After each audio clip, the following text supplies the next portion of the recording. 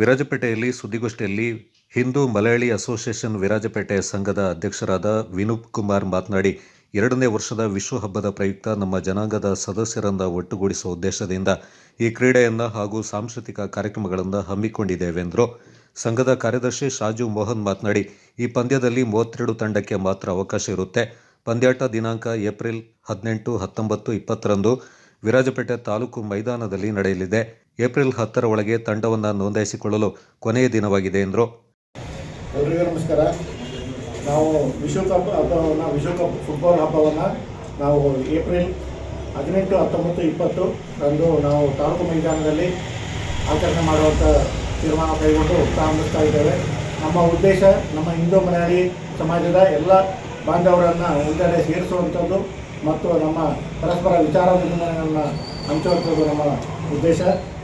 ನಾವು ಈ ಮ್ಯಾಚನ್ನು ಇದು 2ನೇ ವರ್ಷದಲ್ಲಿ ನಾವು ಈ ವರ್ಷ ಆಚರಿಸ್ತಾ ಇದ್ದೀವಿ. ಅಂತಾರಾಷ್ಟ್ರೀಯ ರಗ್ಬಿ ಆಟಗಾರ ಮಾದಂಡ ತಿಮ್ಮಯ್ಯ ಪಂದ್ಯಾಟದ ಲೋಗೋವನ್ನು ಬಿಡುಗಡೆ ಮಾಡಿದರು.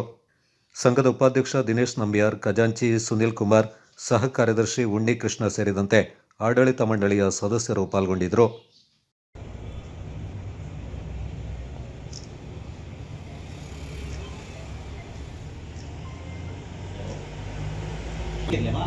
ಬೇರೆ ಕಂಪ್ಲೇಂಟ್ ಇದೆ, ಇದನ್ನು ರೆಡಿ ಮಾಡಿ.